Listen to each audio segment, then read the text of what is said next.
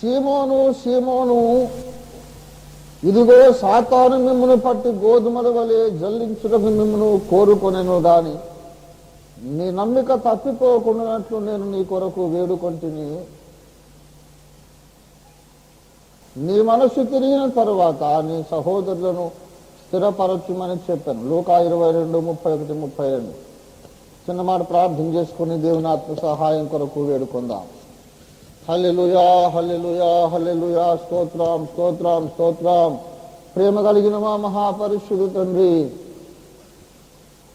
నీ దీన సేవకుడు పరిశుద్ధులందరిలో అత్యల్పుడైనటువంటి అల్పజ్ఞుడైనటువంటి నీ నిష్ప్రయోజక దాసుడు ప్రభువా, ఈ ఆదివారమున నీ ప్రజలు తమ ఇళ్లకు వెళ్ళక ముందు నీ పక్షముగా నీ సంఘములో నీ సమక్షము నీ సంఘం ఎదుట నీ పక్షముగా నీ వాక్కును ప్రవచింపడానికి నీ దాసులు దిక్కుడై ఉంటుండగా మీ దాసుని మీరు బలపరచమని వేడుకుంటున్నా. మీ దాసుని మీరు మరుగుపరచండి, మాతో మాట్లాడండి. గొప్ప తండ్రి, మమ్మను హెచ్చరించండి, మమ్మను మేల్కొలపండి. మేము నడవలసిన మార్గం మాకు నేర్పించండి, బోధించండి. యేసు నామమున వేడి ప్రార్థిస్తున్నాము తండ్రి.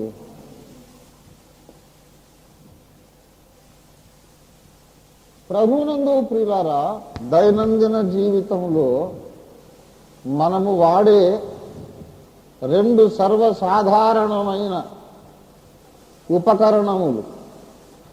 దైనందిన జీవితం అంటే అర్థం ఏంటి?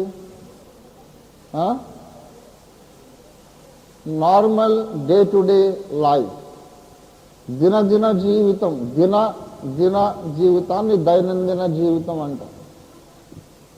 Everyday day to day life, normal routine day to day లైఫ్లో మనము వాడే సర్వసాధారణమైన రెండు సాధనములను గూర్చి దేవుడు బైబిల్ గ్రంథములో తేటగా వ్రాయించాడు.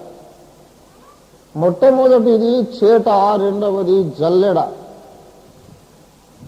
మొట్టమొదటిది చేట, రెండవది జల్లెడ. మత్తయి సువార్త 3వ అధ్యాయము 12వ వచనము చూడండి దయచేసి. మత్తయి సువార్త 3:12లో ఆయన చేట ఆయన చేతిలో ఉన్నది గనుక ప్రప్రథమముగా చేట, రెండవది జల్లెడ. చేట, రెండవది జల్లెడ.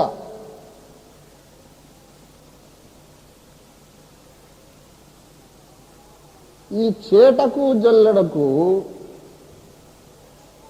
దేవుని రక్షణ ప్రణాళికలో చాలా ప్రాముఖ్యత ఉన్నది.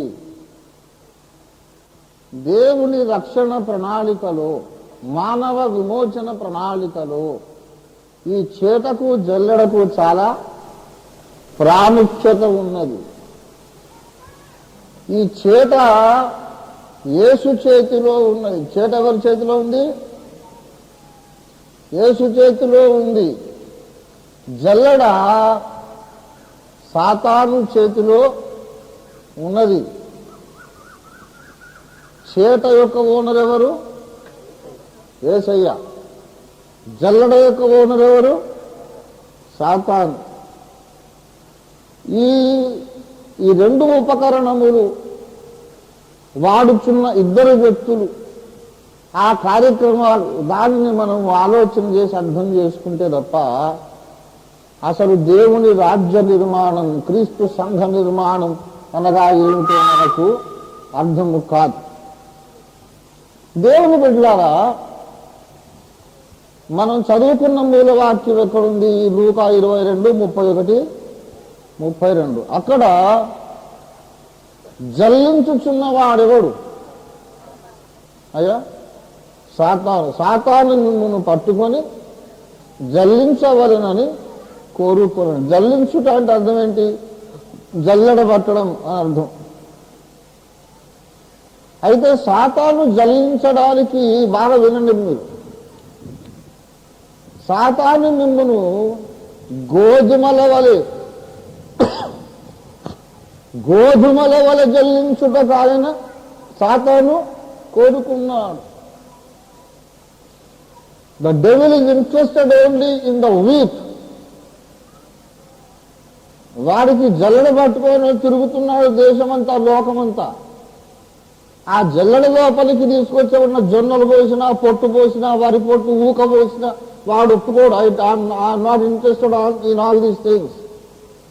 ఐ వాంట్ ప్యూర్ వీట్, నాకు గోధుమలు కావాలి అని తిరుగుతాడు. ఈ గోధుమలు ఎక్కడున్నాయ్యా అంటే దేవుని ధాన్యపు కొట్టులో ఉన్నాయి. అసలు మొట్టమొదట ఈ చరిత్ర అంతా మత్తయి సువార్త 3:12 మొదలైంది. ఆయన చేతిలో ఉన్నది. చదవండి, చూడండి. ఆయన తన కళ్ళమును బాగుగా శుభ్రము చేసి గోధుమలను కొట్టులో పోసి ఆరని అగ్ని చేత పొట్టును కాల్చివేయునని వారితో చెప్పి, అందరూ నాతో వల్లించండి. ఆయన చేతిలో ఉన్నది. ఆయన తన కళ్ళమును బాగుగా శుభ్రము చేసి గోధుమలను కొట్టులో పోసి ఆరని అగ్నితో పొట్టును కాల్చివేయును. దేవుని బిడ్డలారా, ఆరని అగ్ని అంటే ఏమిటో నాకు చెప్పగలరా? ఆరని అగ్ని ఎక్కడుంది? నరకములో ఉన్నది. నరకములో వారి అగ్ని ఆరదు, పురుగు చావదు. గనక ఆరని అగ్నిని ఎప్పుడు చెప్పినా అది దేని గురించి మాట్లాడుతుంది? నరకమును గూర్చి లేఖనం మాట్లాడుతుంది. గనుక ఇప్పుడు ఇక్కడ 2 రకాల వ్యక్తులు కనబడుతున్నారు. కొందరేమో ఆరని అగ్నిలోనికి వెళ్ళే వ్యక్తులు, అనగా నరకములోనికి వెళ్ళే వ్యక్తులు.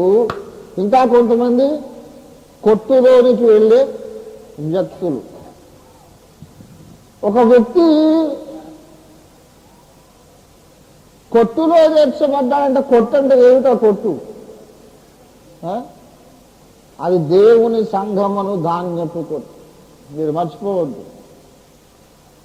అనగా సువార్త ప్రకటన ద్వారా ఎప్పుడైతే సువార్త ప్రకటించబడుతుందో, ఈ సువార్త ప్రకటన ఎందుకో మీకు తెలుసా? అందరూ రక్షణ పొందుతారని కాదు. కొంతమంది ఏదో అమాయకులు అనుకుంటున్నారు, ఈ క్రైస్తవులు ఇట్లా వదిలేస్తే దేశమంతా క్రైస్తవులు అయిపోతారు, లోకమంతా క్రైస్తవులు అయిపోతారు. అలా ఎప్పుడు కారణం ఆయన. అసలు అమెరికాలోనే అందరూ క్రైస్తవులు కాలేదు, ఇంగ్లాండ్లో కూడా అందరూ క్రైస్తవులు కారు. అమెరికాలో మసీదులు ఉన్నాయి, గురుద్వారాలు ఉన్నాయి, వెంకటేశ్వర దేవాలయాలు ఉన్నాయి. రజనీష్ అడ్డమైన కంపు భరించలేక ఇండియా నుంచి వెళ్ళగొడితే వాడు అమెరికాలో పోయి అక్కడ పెద్ద మఠం పెట్టాడు. ఏమండి, విచ్చలవిడిగా పాపం చేయమని నేర్పించాడు రజనీష్. అలిసిపోయిందాక పాపం చేస్తే తర్వాత దేవుడు తెలుస్తాడంటే అందరూ అడ్డగోలుగా పాపం చేస్తున్నారు. ఈ కంపు భరించలే గవర్నమెంట్ నిషేధిస్తే అమెరికాలో పోయి కోటీశ్వరుడు అయ్యాడు బాబా రజనీష్ గారు. అమెరికా క్రైస్తవ దేశమా? అమెరికా చర్చిలో మీరు పోయి చూడండి, ఏ చర్చిలో కూడా ఇంతమంది ఉండరు. తిరిగే ఓపికన్న వాళ్ళందరూ బయట తిరుగుతుంటారు, మోటార్ సైకిళ్ళ మీద, కార్ల మీద. వెనక బెంచీలు మొత్తం ఖాళీ. ముందు 3-4 బెంచీలలో నడువంగిపోయిన వాళ్ళు, కట్టపట్టుకున్న వాళ్ళు వస్తారు. తిరగలేని వాళ్ళు వచ్చి ఇక్కడ కూర్చుంటారు. ఏ దేశంలో కూడా 100% క్రిస్టియన్స్ కారు.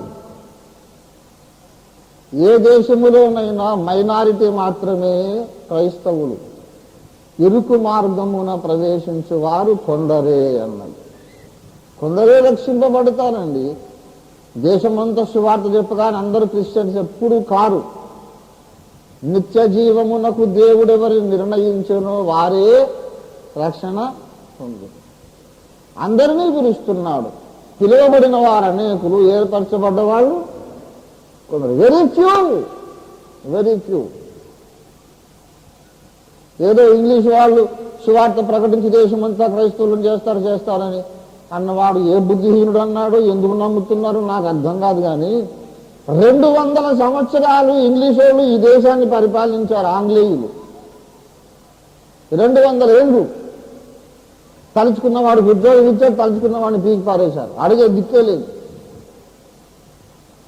చండ శాసనులుగా వాళ్ళు రాచరిక వ్యవస్థతో 200 ఏళ్ళు ఈ దేశాన్ని పరిపాలిస్తే 100కి 2 కూడా చేయలేదు క్రైస్తవులు. వాళ్ళు తలుచుకుంటే అప్పుడే చేయాలి, ఇప్పుడు చేయలేదు.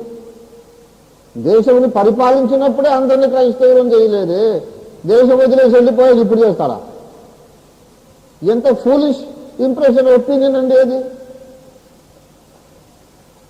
సువార్త ఎందుకు ప్రకటిస్తున్నామంటే అందరూ క్రైస్తవులు అవుతారని కాదు, కారణం మాకు కూడా తెలుసు.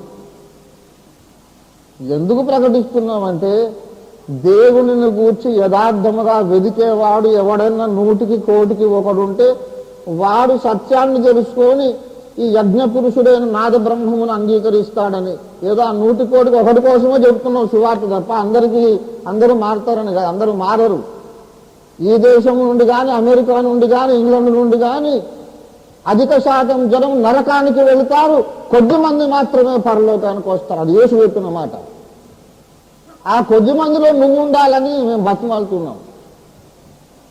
Don't be with the majority who are going to hell, be with the minority who are worthy to become the citizens of haven.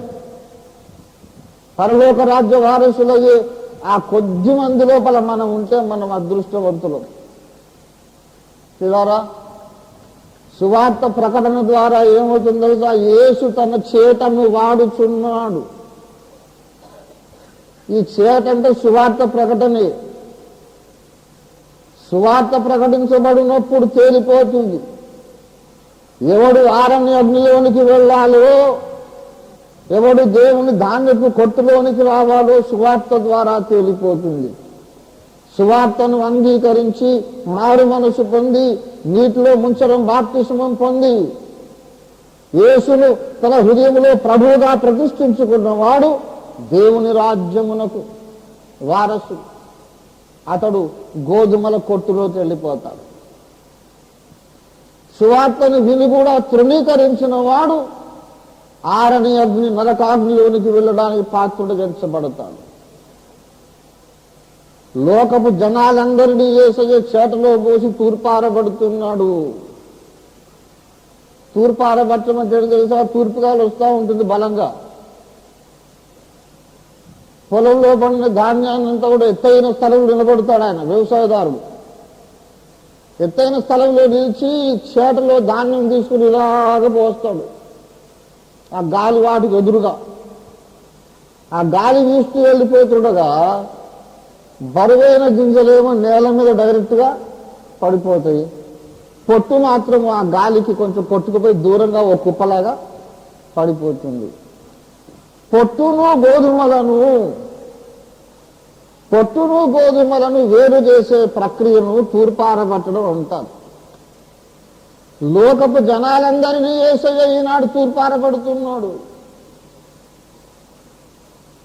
యేసు తూర్పారపడుతుండగా ఏదో నమ్మి బాప్తిస్మం పొంది గోధుమ గింజలు నేల రాలేవాడు 100కి 1 పొట్టులాగా దూరం వెళ్ళి పడేవాడే కోట్ల మంది ఉన్నారు.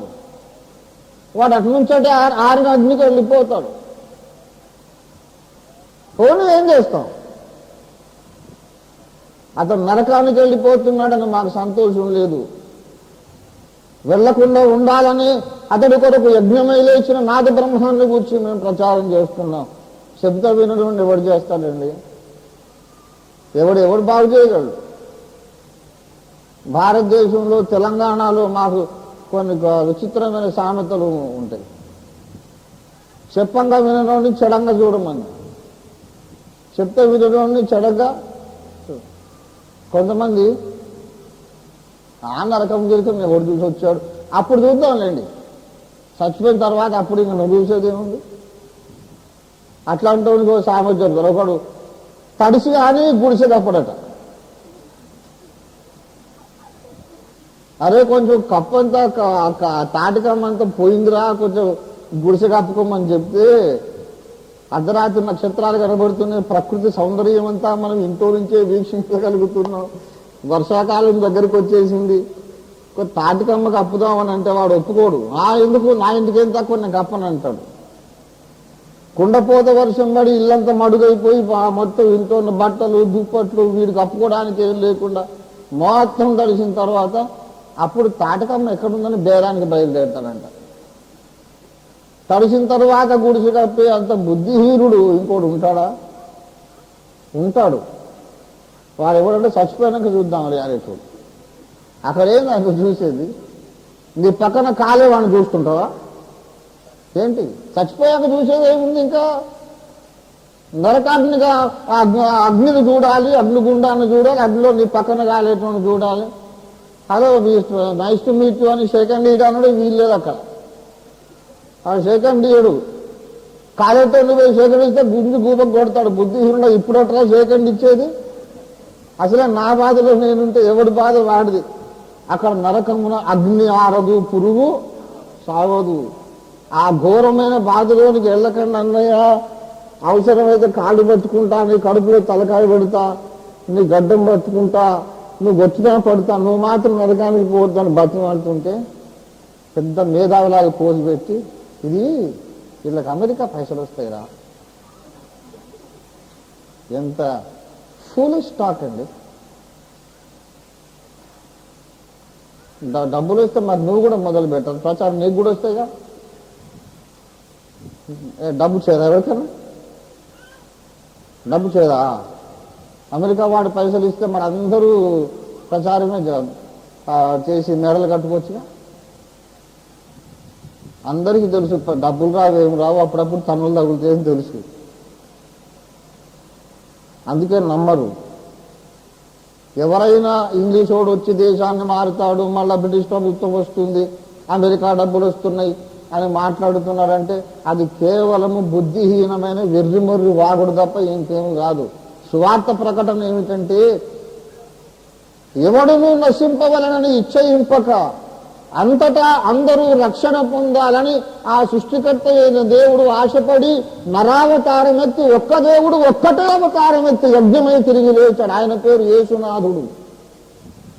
ఈ నామముననే రక్షణ పొందేవలే. మరి ఎవరి వల్ల రక్షణ కలగదు.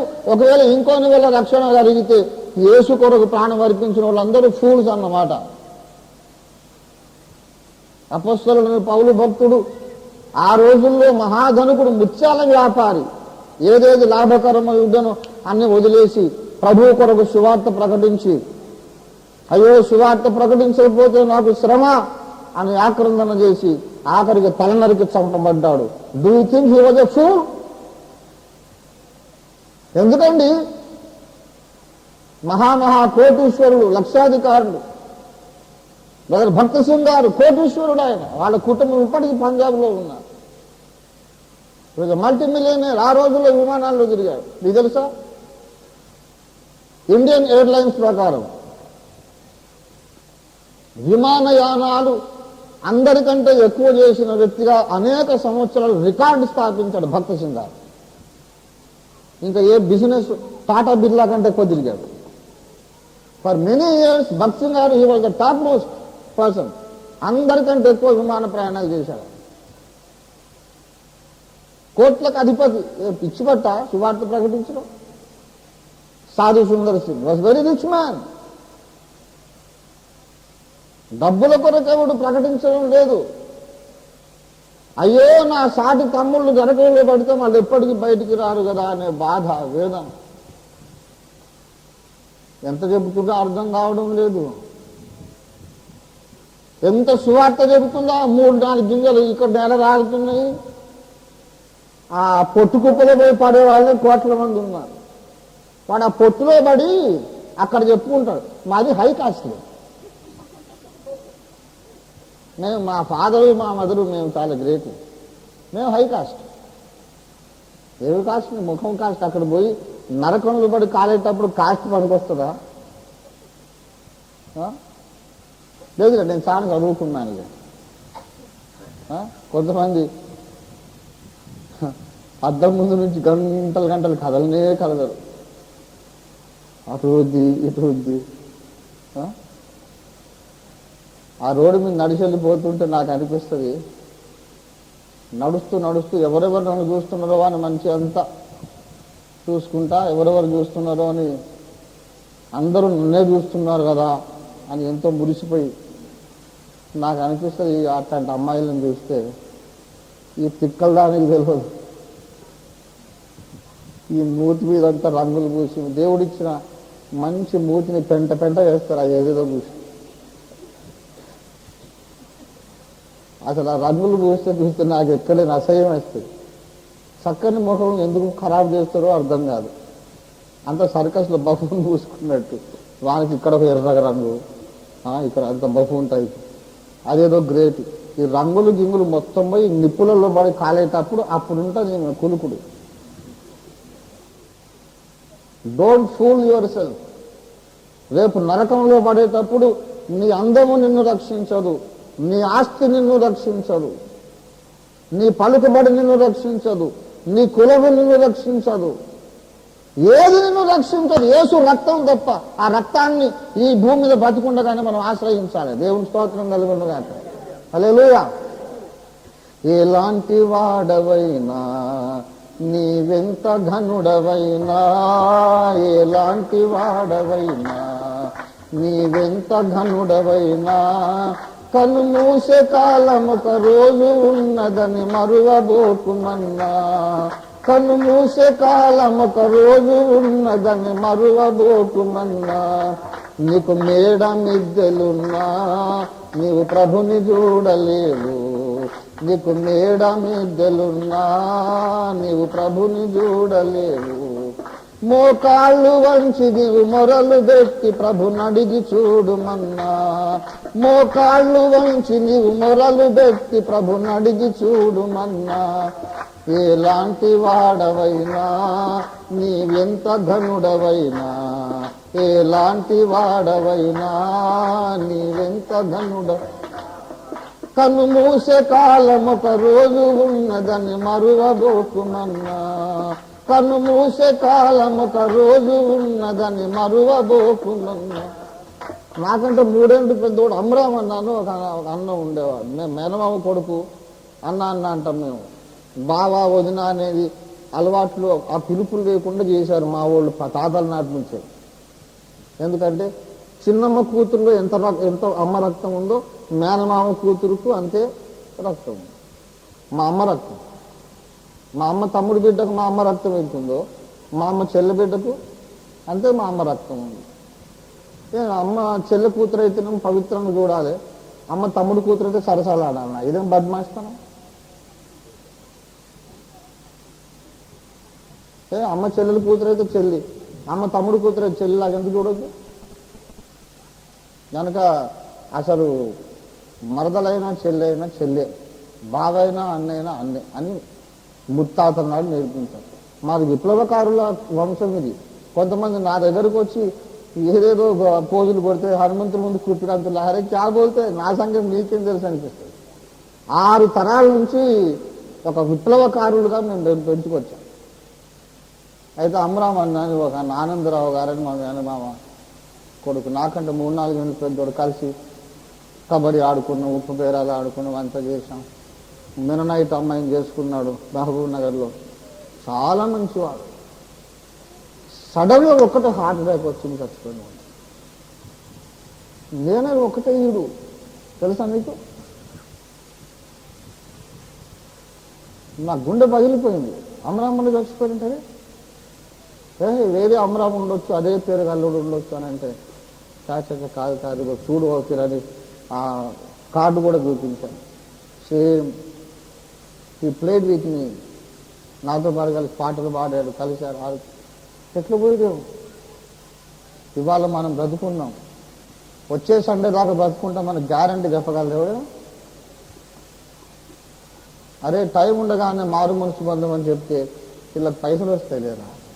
What non sense.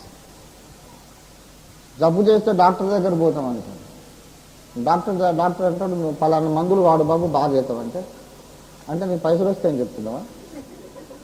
అదే వాళ్ళు పైసలు వస్తే నీకెందుకు, పెంట వస్తే నీకెందుకు? నీ రోగం పోయే మార్గం చెప్పి చేయరాదు.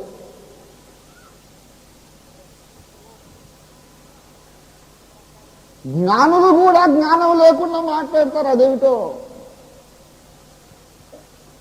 మనుషులు అన్ని విషయాలలోనూ సరిగ్గానే మాట్లాడతారు, యేసు దగ్గరకు వచ్చేసరికి అన్యాయముగా మాట్లాడతారు. అన్యాయపు తీర్పు పొందిన వాడే ఆయన కొనిపోబడను కదా. ఇదంతా ఏంటనుకున్నారు? యేసయ్య చేట. మనం ఏదో తెలివిగా మాట్లాడి మేము హై కాస్టు, మా తాత గొప్ప జమీందారు, మాకు అన్ని కోట్లు ఉన్నాయి, అవి ఉన్నాయి అని ఏదేదో మనం చెప్తారు. గొప్పలు, సప్పిడి గొప్పలు. ఇవన్నీ చెప్పుకొని మనం గొప్పగా ఫీల్ అవుతుంటే యేసయ్య ముసిముసి నవ్వులు నవ్వుకుంటున్నారు. ఓరి బుద్ధిహీనుడా, నువ్వు కొట్టులోకి రావట్లేదురా, పొట్టులోకి పోతున్నావు. ఆ పొట్టులోకి పోయి అక్కడి నుంచి అటు ఆరని అగ్నిలోకి వెళ్తున్నావు. అతి కష్టం మీద కోటి మందికి సువార్త చెప్తే 3 గోధుమలు 4 గోధుమలు చాలా అవే కాదు. ఆ 3-4 గోధుమలను పట్టుకుపోయి యేసయ్య ఏం చేశాడు? సంఘం అనే కొట్టులో పోసాడు. పోస్తే అక్కడికి వీడు వచ్చాడు జల్లెడ పట్టుకోడు.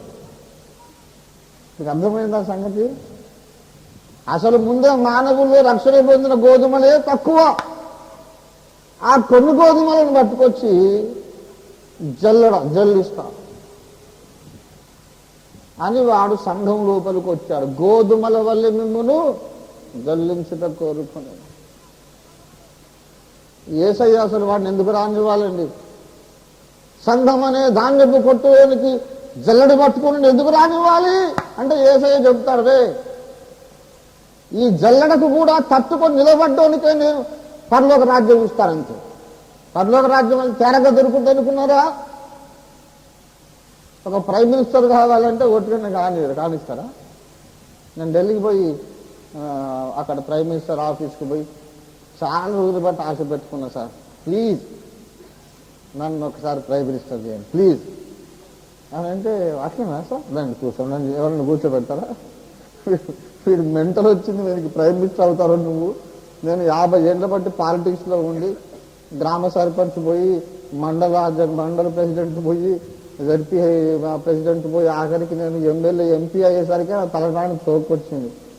ఈ లోపల ఎన్ని మర్డర్ అటెంప్టులు, ఎన్ని బాంబులు వేశారు, ఇన్ని చేసి ఎంపీ అయినా. ఆ ఎంపీ దాన్ని ఉల్టా చేద్దామంటే నా తలకానికి తోకొచ్చింది. కావడమే లేదు. ఎం ఉండే పీ ఉండే, అది ముందు రాయాల్సి అది వెనుక రాయమంటే ఎవరు రాస్తలేవు.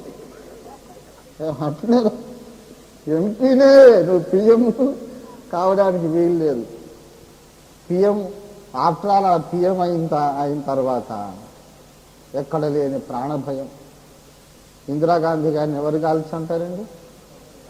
అంగరక్షకులు. ఎవడైనా కాలిస్తే అడ్డుకోవలసిన వాడు వీడే కాల్చాడు.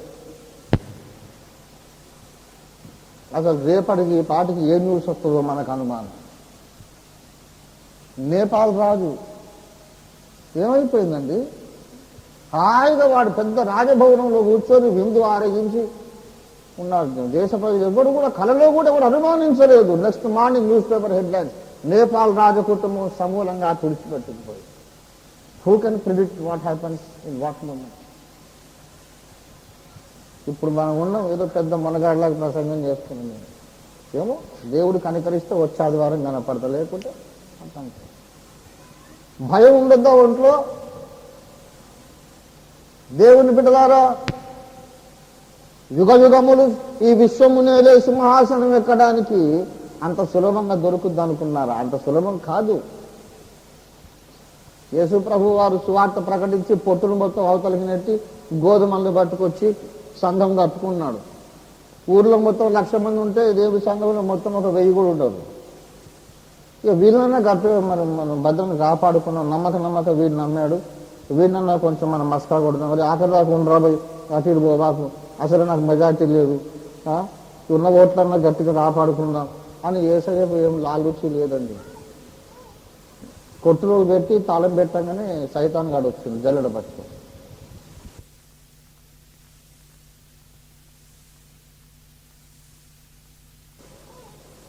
కొట్టులో పెట్టి తాళం పెట్టగానే సైతాన్ గాడు వచ్చింది జల్లెడ పట్టుకో. ఏంట్రా అంటే అందులో నువ్వు మీ ఊళ్ళు అనుకుని పెట్టావు చూడు, నీ భక్తులని నమ్మి బాప్తిసం పొందారని, వాళ్ళకేదో నువ్వు పాలు తేళ్లు పవించే దేశం ఇస్తానని, కిరీటం ఇస్తానని అందులో పెట్టావు చూడు. అసలు వాళ్ళు ఏపాటి భక్తులు చూస్తా కొంచెం జల్లెడ పట్టుకొచ్చిన సార్ అని అంటే, అట్లనా ఓకే అని తాళం తెలిసి వాడు లోపలికి దొరికి. ఇప్పుడు వాడు ఎక్కడున్నాడు? ఇక్కడనే. మీకు తెలుసో లేదో, మనం అందరం గుడికి లేట్ వస్తాం, కానీ సైతాన్ గారు ఎప్పుడు లేట్ రాడు, టైంకి వస్తాం. ఎందుకంటే ముందు వచ్చినోడు మొదలుకొని ఆఖరి వచ్చినోడు దాకా జల్లడు బట్టి చూద్దామని. నేను ఎక్కువసేపు మాట్లాడాను, నాకు ఇంత ఫలక్రమం కూడా పోయేటట్టుంది. కానీ దేవుని బిడ్డలారా, నేను మీకు కొన్ని కామన్ సెన్స్ క్వశ్చన్ చేస్తాను.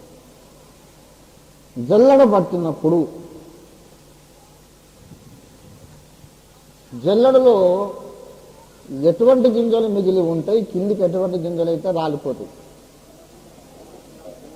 బలమైన గింజలు ఉంటాయి, బలహీనమైనవి రాలిపోతాయి.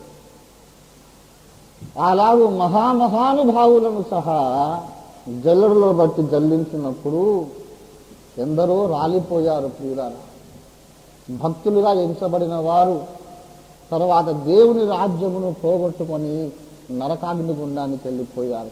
మీకు ఒక ఉదాహరణ ఎన్నో చెప్పాల్సి ఉన్నాయి. ఇదివరకే నా ధోరణి అలవాటైన వాళ్ళకు నా ప్రసంగం లైన్ అర్థమై ఉంటుంది. ఇప్పటికీ ఐగుప్తు నుండి లక్షల మంది ఇశ్రాయేలీలు బయటకు వచ్చారు. వీళ్ళందరూ ఏమనుకున్నారంటే, మేము కనానికి వెళ్తాము, పాలు తేళ్లు ప్రవహించే దేశంలో ఉంటాము, దేవుని మహిమలో ఆనందిస్తాం అనుకున్నారు. బయటకు వచ్చిందేమో 40 లక్షల మంది గింజలు, ఆఖరణ దొరికింది 2 గింజలు. ఆ 2 గింజలలో మనం ఉండాలి. అదే మన ప్రయత్నం, అదే మన జీవిత గురి. ఈ లోకంలో ఉండగా అందరూ మెచ్చుకోవాలని కాదు. వాడు నన్ను మెచ్చుకోవడం ఏంటండి? చచ్చిపోతే వాడు అడ్రస్ ఎప్పుడు వాడికే తెలియదు, వాడు నన్ను మెచ్చుకోవడం ఏంటి? యుగ యుగములు జీవించుచున్న వాడు మెచ్చుకోవాలి. దేవుని స్తోత్రం కలుగును గాక. హల్లెలూయా. దేవుని బిడ్డలారా, పరలోకమునకు చేరేవారు ఈ లోకము నుండి దేవుని ధాన్యపు కొట్టులోకి వచ్చేవాళ్ళు చాలా మైనారిటీ. దేవుని ధాన్యపు కొట్టులో జల్లింపుకు తట్టుకు నిలబడగలిగిన వాళ్ళు ఇంకా మైనారిటీ. మీకు అర్థమైందా? లోకము నుండి వేరు చేయబడి గోధుమలుగా తీర్పు పొందేవారు చాలా కొద్ది మంది. ఆ కొద్ది మందిలో సాతాను జల్లడకు తట్టుకొని ఆదరగాక నిలబడ్డవాడు ఇంకా తక్కువ మంది. అంతము దనుక సహించిన వాడే రక్షింపబడు. దేవుని స్తోత్రం కలిగి ఉన్నదాక. హల్లెలూయా, హల్లెలూయా. అంతము దనుక ఏం చేయాలంట? సహించిన వాడు. మత్తయి సువార్త 24వ అధ్యాయం 13వ వచనం.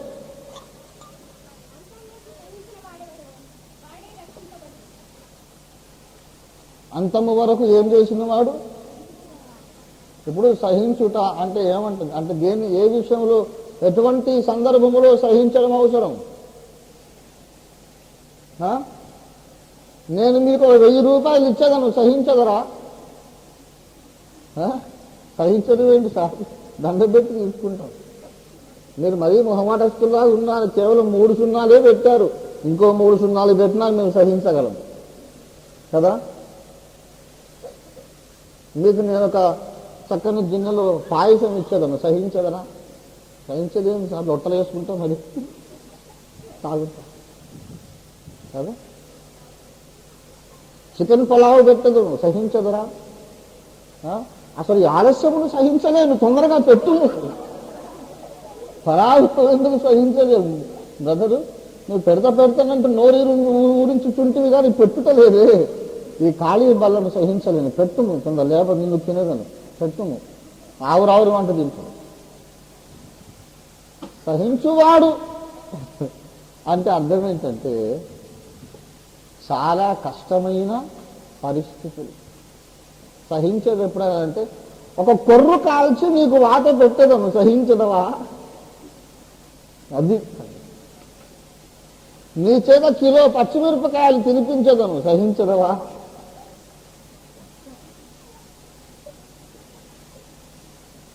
అది సహించడం అంటే కదా. అట్లా ఇంకోటి చెప్పండి. ఇదే ప్రసంగము నేను సాయంత్రం 6 గంటల వరకు చేసేదను, సహించదవా? అంటే ఇప్పుడు మీరు సహిస్తారా సహించారా అనే సంగతి కాదు. మొత్తం మీద ఆ మాట వాడగలిగినటువంటి సందర్భమే, అవునా కదా? సహిస్తారా లేదా అనే మాట వాడడానికి అవసరమైనటువంటి క్లిష్టమైన పరిస్థితి, అవునా కదా? 6 గంటల దాకా బొరలేదు, నిర్మల మాటలు చెప్పండి, అవునా కదా? కరెక్ట్. మరి పొద్దున 10 గంటలకు వచ్చి సాయంత్రం 6 అంటే ఇది ఏం భయంకరమైనది సార్ అంటే మమ్మల్ని మీరు ఏమనుకుంటున్నారు? అసలు నరకంలో ఎట్లుంటుందో ముందే ప్రాక్టీస్ చేపిస్తున్నారా? ఏం చాలా కష్టం కదా, అవునా కదా? దేవుని బిడ్డలారా, అంతము కనుక సహించువాడు అని ఎందుకు అన్నాడంటే, ఓ సహింపనలవి కాని ఘోర పరిస్థితులు ఎన్నో విశ్వాస జీవితంలో. నాయన, విశ్వాస జీవితం అంటే నల్లేరు మీద నడక కాదు, పూల పాంపు కాదు. విశ్వాస జీవితం అంటే ఇదేదో పండగ కాదు, ఆనందంతో ఏదో సుఖంగా జరిగేది కాదండి. యేసు ప్రభు వారు తేటగా చెప్పాడు. 16వ అధ్యాయం యోహాను సువార్త 33వ వచనములో, ఈ లోకములో మీకు శ్రమ కలుగును, ఈ లోకములో మీకు శ్రమ కలుగును. అనేకమైన శ్రమలను అనుభవించి మనం తట్టుకుని నిలబడగలిగితేనే మనం పరలోక రాజ్యంలో మనం ప్రవేశిస్తాం. దేవుని స్తోత్రం కలుగును గాక. గనుక ప్రియులారా, చేతను యేసు వాడిన, జల్లెడను సాతాను వాడిన ఒకే ఉద్దేశం కొరకు వాడుతున్నారు. అదేమిటంటే సమాజ విభజన, అవునా? చేతను సాతాను వాడిన, చేతను యేసుప్రభు వాడిన, చేతను యేసుప్రభు వాడిన, జల్లెడ సాతాను వాడిన వ్యక్తులను భిన్న వర్గములుగా విడగొట్టుటకే వాడుతున్నారు. యేసు ఎందుకు వాడుతున్నాడు? రక్షణ పొందు వారిని, రక్షణ పొందడానికి ఇష్టపడని వారిని, తృణీకరించే వారిని వేరు చేయడానికి, ఆరణ్య అగ్నికి పోయేవాడిని, నిత్య మహిమకు వచ్చేవాళ్ళను వేరు చేయడానికి. మరి వాడెందుకు వాడుతున్నాడు జల్లెడ? అంతముద్దరకు సహింపగలుగు వారిని, సహింపలేని వారిని విడదీయుటకు. అందుకే నేను చెప్తున్నా, ధాన్యపు కొట్టులోకి వచ్చిన వాళ్ళందరూ మహిమలోకి రారు. నువ్వు కొట్టులోకి రాగానే అయిపోలే, నువ్వు మహిమలోకి రావాలంటే జల్లెడకు తట్టుకోవాలి. దేవుని బిడ్డలారా, చాలామంది లోకమును విడిచి కనాను యాత్రలో బయలుదేరారు, కానీ మధ్యలో రాలిపోయిన వాళ్ళు ఉన్నారు. నేను ఇంకొక 2-3 నిమిషాలు ముగించేస్తాను. సాతాను ఏ రీతులుగా మనుషులను జల్లిస్తాడు, సాతాను ఏ పరిస్థితుల ద్వారా జల్లెడ ఉపయోగిస్తాడు. జల్లెడ అంటే నిజం జల్లెడ కాదు కదా. యేసు చేట ఉందని నిజంగా చేట పట్టుకుని తిరుగుతున్నాడా? ధాన్యం అంటే నిజంగా ధాన్యం కాదు, వాళ్ళు మనుషులు. పొట్టు అంటే నిజమైన పొట్టు కాదు, వాళ్ళు కూడా మనుషులే. కనుక చేట అంటే చేట నిజంగా చేట కాదు, అది కూడా ఉపమాన రీతిగా చేట అని చెప్పబడుతుంది. అలాగే జల్లెడ అనేది కూడా నిజంగా జల్లెడ కాదు, అది ఉపమాన రీతిగా జల్లెడ అని పిలువబడుతుంది. ఏ పరిస్థితులను సృష్టించడం ద్వారా వాడు సంఘమును జల్లెడబడతాడు? ప్రప్రథమముగా ఎన్నో ఉన్నాయి, ఏదన్నా చెప్పుకోవచ్చు, ఏది ముందైనా ఏది వెనకైనా చెప్పుకోవచ్చు. జ్ఞాపకం వచ్చినట్టు చెప్తాను. ప్రప్రథమంగా నాకు జ్ఞాపకం వచ్చేది ఏమిటంటే ఈ లోక స్నేహము. యాకోబు పత్రిక 4వ అధ్యాయము, యాకోబు 4:4, వ్యభిచారిణులారా, ఈ లోక స్నేహము దేవునితో వైరమని మీరెరుగరా. 2వ తిమోతి పత్రిక 4వ అధ్యాయం 10వ వచనం చదవండి తొందరగా. దేమా ఇహలోకమును స్నేహించి నన్ను విడిచి తెస్సలోనికకు వెళ్ళారు. దేమా అంటే సామాన్యుడు కాదండో, క్రీస్తు యేసుకు మంచి సైనికుడు, ఎన్నో ఆత్మలు సంపాదించిన వాడు, సువార్త ప్రకటించిన వాడు, సంఘములు కట్టినవాడు, మర్మములు బోధించిన వాడు. Demas was a great spiritual leader of his generation. ఫిలేమోను పత్రిక 23వ వచనం.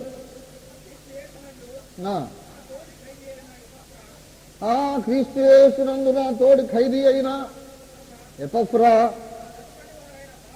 నా జత పనివారైన మార్కు, అరిస్తార్కు, దేమా. దేమా ఏ కేటగిరీ కిందకు వచ్చాడు? నా జత పనివారైన అరిస్తార్కు, లూకా, మార్కు, దేమా. ఇప్పుడు లూకా సువార్త రాసినటువంటి లూకా భక్తుడు డాక్టర్ లూక్ ఏ ఆత్మీయంగా ఎటువంటి అంతస్తులో ఉన్నాడో, పౌలు భక్తుడు ఏ అంతస్తులో ఉన్నాడో ఆ క్యాలిబర్కు చెందినవాడు. ఎవరు? ఏదో మామూలు నామకార్థ విశ్వాసం కాదండి. నా తోడి యోధుడు అన్నాడు, నా జత పనివాడన్నాడు. అర్థం ఏంటి? పౌలు ఏ ఏ పని చేశాడో వాటన్నిట్లో నేను కూడా జత పనివాడు, పాలిభాగస్తుడు. సువార్త ప్రకటించాడు, సంఘాలు కట్టాడు, పౌలు నాటినటువంటి సంఘాలకు నీరు పోశాడు. Great spiritual leader. ఆకరణ చూస్తే అసలు యేసులోనే లేకుండా వెళ్ళిపోయాడు. మీరు నమ్మగలరా? ఏదో బాప్తిస్మం పొంది 4 వారాలు వచ్చి మళ్ళీ అడ్రస్ లేకుండా పోయిన వాళ్ళు కొంతమంది ఉన్నారు. అట్లాంటి వాళ్ళు కాదు ఆయన. దేవుని సేవలో బహుబలముగా వాడబడి ఆఖరికి వస్తే దేమా ఏడి అంటే ఏముందండి, ఈ మధ్య రావట్లేదు, ఎక్కడా లేడు, సేవ లేదు, ప్రసంగం లేదు, ప్రార్థన లేదు, విశ్వాసం లేదు, రక్షణ లేదు. దేమా ఇహలోకమును స్నేహించను. ఎప్పుడైతే ఇహలోకమును స్నేహించను అది ఏమవుతుంది? దేవునితో వైరము. కాగా ఎవడు లోకముతో స్నేహము చేయబోనునో వాడు దేవునికి శత్రువమును. లోకము నిన్ను ఆకర్షించకూడదు, లోకములోనే ఉండాలి కానీ లోకము నీలో ఉండకూడదు. అర్థమైందా? సంఘమును పడవతో పోల్చారండోయ్. మీకు నా పాయింట్ అర్థం కావడానికి దృష్టాంతం చెప్తాను. లోకములో మనం ఉండాలి కానీ లోకము మనలో ఉండద్దు. అర్థం కావడానికి చెప్తాను. పడవ ఎక్కడైతే ఉపయోగకరము, జింకా నగరంలో పెడితే పడవ పనికి వస్తుందా? పడవ ఎక్కడ ఉపయోగకరం? నీళ్లలోనే ఉపయోగకరం. నీళ్లలో పడవ ఉంటుంది. పడవ నీళ్ళలో ఉంటే ఉపయోగకరం, దాంట్లో ఉన్న ప్రయాణం. నీళ్ళలో పడవ ఉండాలి కానీ పడవ లోపలికి నీళ్ళు వచ్చినాయి అనుకో అది ప్రమాదకరం కదా. అలాగే పడవ నీళ్ళలో ఉండవలసిందే. నీళ్ళలో ఉండడం కొరకే పడవ నిర్మాణం చేయబడింది. నీళ్ళలో ఉంటేనే దాని బతుకు సార్థకత, అర్థము, పరమార్థం.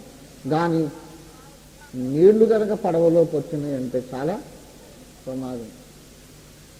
లోకంలో మనం ఉండాలి. ఏమేమి జరుగుతుందో మొత్తం మనకు తెలిసి ఉండాలి, లేకపోతే సువార్త చెప్పలేము. మీరు నా ముందుకు ఎవరినన్నా 2 సువార్త చెప్తాను. Any category, any section of society, communist అని కానీ, రాజకీయ నాయకుడు కానీ, నాస్తికుడు కానీ, ఉగ్రవాది కానీ, భక్తుడు కానీ, యేసుని ద్వేషించే వేరే మతస్థుడు కానీ, ఇస్లాం కానీ, హిందువు కానీ, బౌద్ధుడు కానీ, జైనుడు కానీ, దేవుడు లేడన్నవాడు కానీ, సైంటిస్ట్ కానీ, ఎవరైనా కానీ వాళ్ళ బుర్రకాయలో ఉన్న సైన్స్ అంతా నాకు తెలుసు. కానీ నా లోపలికి అదంతా నా core, central core of my being లోపలికి అది రాని అని. అక్కడ మాత్రం యేసయ్య ఒక్కడే నిండా కూర్చొని ఉన్నాడు మంచిగా. ఎవరన్నా వస్తే నెట్టేస్తున్నా, చాలా అందరూ ఆగాయి, నేను వేరే ఇలాకా చలో నేను నెట్టేస్తాను. యేసయ్యకి ఎప్పుడు అప్పచెప్పిరా, యేసయ్య నువ్వు లోపల కూర్చొని నిండా మంచిగా.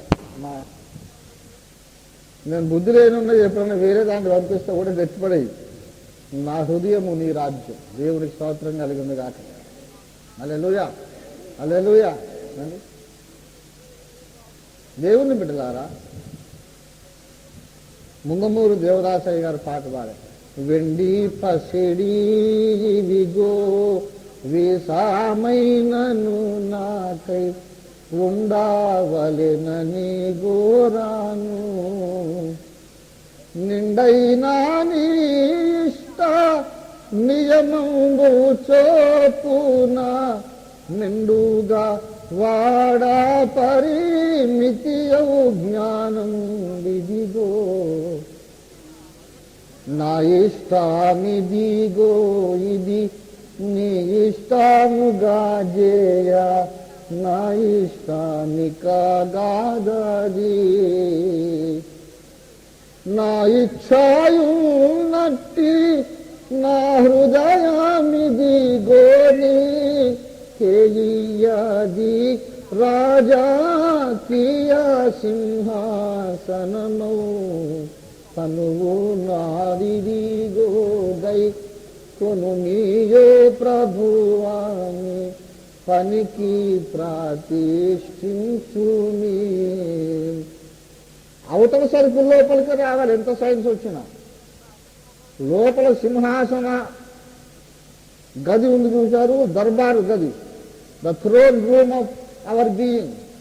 అక్కడ నిండా యేసయ్య నిండిపోవాలి. లోకముతో కొంచెము స్నేహము, లోకము నిన్ను ఆకర్షించినప్పుడు కొంచెం పోయి దోస్తాన చేద్దాం అనుకున్నప్పుడు నువ్వు దేవునికి ఏమైపోతావు? శత్రువు అయిపోతావు. కొంతమంది పిచ్చోళ్ళు క్రిస్టియన్ క్రికెట్ టోర్నమెంట్ అని లాల్ బహదూర్ స్టేడియంలో పెట్టారు. క్రిస్టియన్ క్రికెట్ టోర్నమెంట్ అంటారు లాల్ బహదూర్ స్టేడియం. నిజంగా పెట్టారు, కపడ చెప్పట్లే, తెలుసు కదా. అయితే ఎందుకలా క్రిస్టియన్ క్రికెట్ ఏంటిది, హిందూ క్రికెట్ ఏంటిది, రకరకాలుగా ఉంటుందా ఏంటి క్రికెట్ అని అంటే అట్లా కాదండి. మేము యూత్ ఫర్ క్రైస్ట్ మేము పెడుతున్నామా? యూత్ ఫర్ క్రైస్ట్ అయితే మీరు ఇదేవాడు పెట్టమనండి. మిమ్మల్ని పౌలు ఎప్పుడన్నా పెట్టండా? గిల్లిదండ ఫర్ క్రిస్ట్ ఈ పిచ్చి పని ఎవరు చెప్పాడు నీకు అని అంటే అన్నాడు. సువార్త చెప్దామంటే ఎవరు రావడం లేదు కదా. క్రికెట్ మ్యాచ్ అని పెడతారట, మధ్యలో ఇంటర్వెల్, టీ బ్రేక్ అని. ఆ టీ బ్రేక్ లోపల చిన్న గాస్పుల్ ఎక్కిస్తారట. అప్పుడు వాళ్ళు సచ్చినట్టు వింటారు కదా, క్రికెట్ కొరకు వస్తారు. టీ బ్రేక్లో ఏం చెప్పినా వినాలి కదా అని అంటే, టీ బ్రేక్లో ఎవరు గర్ల్ ఫ్రెండ్ వాడు తీసుకొచ్చుకోరు, వాడు అక్కడ ముచ్చట ఇక్కడ ముచ్చట పోవాలి. ఈ సువార్త ఎవరు వింటారు? ఇదొక రకం సువార్త కూటమండి. క్రికెట్ బ్యాట్లు చెప్పుకొని వాళ్ళు అనుకోకుండా వింటారని చెప్పిన అదే బ్యాట్తో ఈ తనక వాళ్ళ కొట్టుకుపోతుంది. ఏంద్రా నువ్వు క్రికెట్ అంటే వచ్చినాం కానీ మతం చెప్తావేంద్రా, మాకు మతం లేదా అని నాకు పండిపోతారు. ఇదంతా పిచ్చి పిచ్చి వ్యవహారం. ఏమండి, పేతురు ఒక దినం 3000 మందిని సంపాదించాడు. ఎట్లా? క్రికెట్ ఆడా. పరిశుద్ధాత్మ శక్తితో సువార్త ప్రకటించాలి. ఈ రోజులంతా వెర్రితలలు. ఎందుకు? మోకాళ్ళు ఉండడం చేత కాదు, బైబిల్ చదివే చేత కాదు, దేవునితో సమాధానం లేదు, పరిశుద్ధత లేదు, ఒక ఆత్మని తీసుకొచ్చేది లేదు. ఇవన్నీ ఏదోదో ఆకర్షణలు. ఈ లోకముతో స్నేహము చేయగోరువాడు దేవునికి శత్రువును. అట్లా రాలిపోయింది ఒక గింజ. ఆ గింజ పేరేంటి? దేమా. బిలాము రాలిపోయాడు ధనాపేక్షతో కదా. బిలాము దుర్నీతి వలన కలుగు బహుమానమును ప్రేమించను. బిలాము బలమైన గింజ, ఏం మామూలుడు కాదు. బిలాము సామాన్యుడా, దేవుని ముఖాముఖి చూసి మాట్లాడినవాడు. ఒక ఫ్రెండ్ ఇంటికి వచ్చినట్టు దేవుడు, యెహోవా దేవుడు బిలాము ఇంటికి వచ్చి, హలో బిలాం హవారు అని మాట్లాడి కూర్చొని సెకండ్ ఇచ్చాడు. కాళ్ళు నీళ్ళు కడుక్కున్నాడు, నీళ్ళు ఇస్తే కాళ్ళు కడుక్కున్నాడు, కూర్చున్నాడు. ఏంటా ఎవరు మీ వరండాలు ఎవరో కొత్తలు కనబడుతున్నారు, చుట్టాలా అని మామూలు మనిషితో మనిషి మాట్లాడినట్టు దేవుడితో మాట్లాడినటువంటి ధన్యుడు. ఆఖరి సోదగాడే, మంత్రగాడే, దయ్యాల పూజ చేసి, అసలు మీరు ఊహించగలరా? తలుచుకుంటే ఏడుపు వచ్చేస్తుందండి. మామూలు సంగతి కాదది. ధనాపేక్ష సమస్తమైన కీడులకు. ఇంకొకటి ఉంది జల్లెడ. దైవ సేవకుల మీద అసూయ, జలసి, దాంతో రాలిపోయిన బలమైన గింజలు. కోరహు, దాతాను, అభిరామ్. ఒక్క చదవండి, ముగించేస్తాను. సంఖ్యాకాండం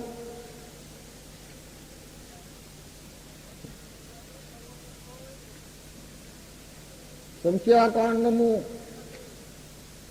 16వ అధ్యాయము 3వ వచనం చదువు. సంఖ్యా 16:3.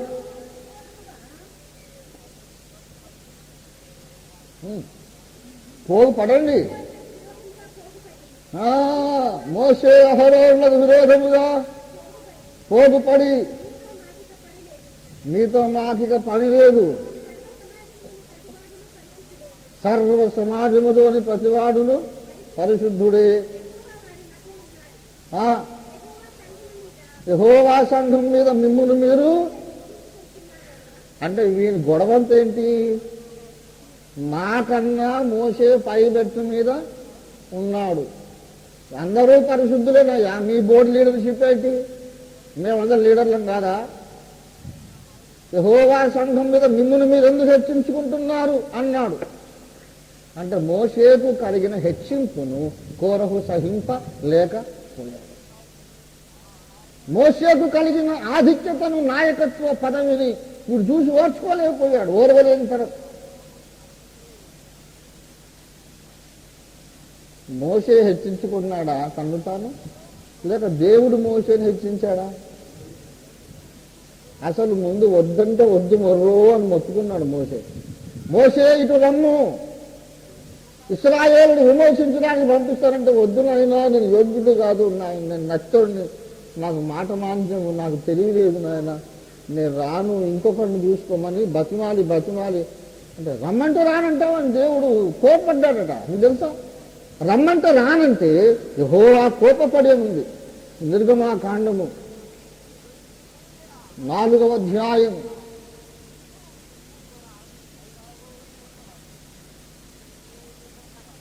4వ దేవునికి స్తోత్రం కలుగును గాక.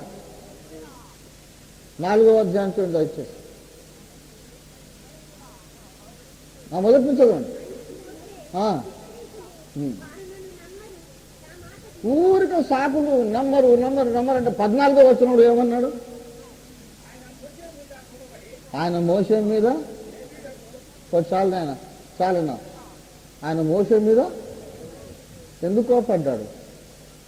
ఇదంతా రివర్స్ గేర్ వ్యవహారం. కొంతమంది దేవా నన్ను సేవకు తెలుగు ప్రభా అని 3-4 దినాలు ప్రార్థన చేస్తారు. 4వ దినము ఓపిక నశిస్తుంది. మర్యాద పిలుస్తావా లేకుండా నేనే వద్దునన్నాడు. నీకు దేవుడు మళ్ళా 5వ రోజు పిలవడానుకో, నువ్వు పిలుస్తలేవు కదా, నీకు ఇదే శిక్ష. నేను ఎట్లంటే పంటకు సంచి చేసుకుని సేవకున్నాయి. ఇది నా సోది ప్రసంగాలు నువ్వు భరించు, నీకు ఇదే శిక్ష. పిలవమంటే పిలవలే కదా. నేను మంచిగా కర్ర గడ్డి కొయ్యకాలతో కడతా, నీకు ఇదే శిక్ష. నన్ను పిలవమంటే పిలవలేదు కదా, నేను గడ్డితో కట్టకపోతుడు సంఘం అని బలవంతంగా సేవకు. ఇక్కడ రివర్స్ ఉంది వ్యవహారం. దేవుడే వెంటబడి నువ్వు రా మోసే అంటే వద్దు నాయన, నేను యోగ్యుని కాదు, నేను పిచ్చోండి తండ్రి, నాకు మాటలు రావు, నన్ను నాయకుడిని అంటే నాయన, 80 ఏళ్ళ వయసు వచ్చింది, ముసలోని, వద్దు ప్రభువా 10 సార్లు చెప్తే వద్దంటాడు, రమ్మంటే వద్దంటాడు. ఆఖరికి దేవుడికి కోపం వచ్చిందట. అరే ఎన్నిసార్లు చెప్తే రానంటావు అని కోపడితే, ఏమో వద్దులే, కోపడగలేను ఆయన, చేస్తలేదు, మరి ఏదో నాకు చేత కాదు, మరి కోపడగలేను ఆయన అని భయానికి వచ్చాడు తప్ప నేను పెద్ద మనగాన్ని అనుకొని రాలేదు. కోరహ అంటాడా, మిమ్మల్ని మీరు ఎలా హెచ్చించుకుంటున్నారు, నీకు ఏం తెలుసా పిలుపు? మోషే మీద అసూయ పడ్డందుకు ఎక్కడికి వెళ్ళిపోయాడు? ప్రాణములతోనే పాతాళములోనికి. కోరహును, దాతాను, అభిరామును మనం పరలోకంలో చూడము, బిలామును మనం పరలోకంలో చూడము. ఈ భూమి మీద కొంతకాలం భక్తులుగా చలామణయ్యారు, జ్ఞానులు, నాయకులు, కానీ వారి గమ్యం అగ్నిగుండం అయిపోయింది. చీట దగ్గర తట్టుకున్నారు కానీ జల్లెడ దగ్గర తట్టుకోలేకపోయారు. దేవుని బిడ్డలారా, మన సంఘాన్ని కూడా జల్లిస్తున్నాడు వాడు. హైదరాబాద్లో సంఘాలన్నీ జల్లడబడుతున్నాడు, ప్రపంచంలోని సంఘములన్నీ జల్లడబడుతున్నాడు.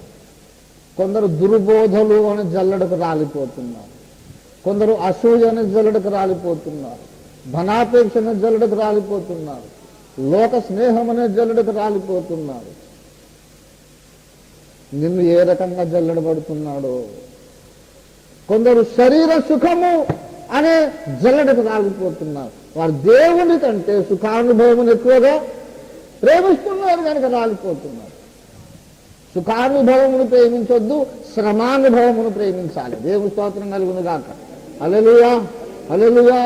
యాకోబు పత్రిక ఒక్కరి చదువును ముగించేద్దాం. యాకోబు పత్రిక, యాకోబు 5వ అధ్యాయం 10వ వచనం.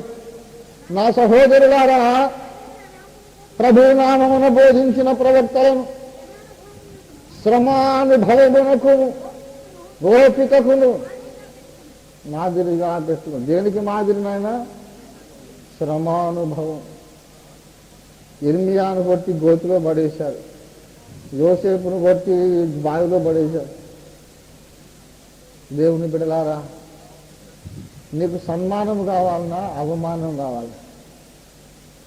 పేతురు యోహాన్ని పట్టుకొని గట్టిగా బెదిరించి అవమానించి వదిలిపెట్టారు. యేసు నామమును బట్టి మీరు మాట్లాడకూడదు, బోధింపకూడదు. బాగా ఇన్సల్ట్ చేశారు. వాళ్ళు బయటికి పోయి ఎంత ధన్యులమన్నయ్యా మనం, పరిశుద్ధుడైన యేసు నామము కొరకు అవమానము భరించే భాగ్యం మనకు దొరికింది అని మహానందంతో పోయారట. యేసు నామము కొరకు నింద భరించుట ఐగుప్తు ధనము కంటే గొప్ప భాగ్యమని మోషించుకున్నాడు. దేవుడి స్తోత్రం కలిగిన గాక. ఎవరైతే శ్రమానుభవమును ప్రేమిస్తారో వారు సాతాను జల్లడకు తప్పుకుని నిలబడి పరలోక రాజ్యానికి వస్తారు. సుఖానుభవమును ప్రేమిస్తే రాలిపోతాం, ధనాపేక్ష కలిగి ఉంటే రాలిపోతాం. నీకన్నా ఎక్కువ ఒకడు వాడబడుతున్నప్పుడు అసూయ పడితే నువ్వు రాలిపోతావు. అసూయ ఎందుకు? తగిన సమయంలో దేవుడు నిన్ను కూడా వాడుకుంటాడు. దేవుడు స్తోత్రం కలుగును గాక. కనుక ప్రభువునందు శ్రీలారా, జల్లడ గురించి జాగ్రత్త, రాలిపోతావేమో జాగ్రత్త. ప్రభువు నీకు సహాయం చేసి నిలబెట్టును గాక. ప్రార్థన చేసుకుందాం. అందరూ తరలో ఉంచండి.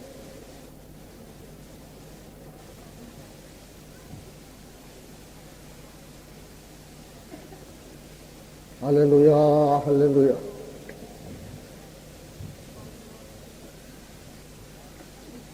ప్రేమ కలిగిన మా మహాపరిశుద్ధ తండ్రి, మీ సన్నిధికి మరలా వస్తున్నామయ్యా. అనేక సంగతులు మీరు మాకు బోధించినందుకై నీకే స్తోత్రములు రాజా. ఏ దినమున ప్రభువా, సాతాను చేతిలో జల్లడ ఉన్నదని మీరు మమ్మల్ని హెచ్చరించినారు. అందుకై నీకే వందనాలు చెల్లిస్తున్నాము. అనేక మంది ప్రభువా భక్తి గర్వము చేత, ధనాపేక్ష చేత, అసూయ చేత రాలిపోతున్నారు, లోక స్నేహము చేత రాలిపోతున్నారు.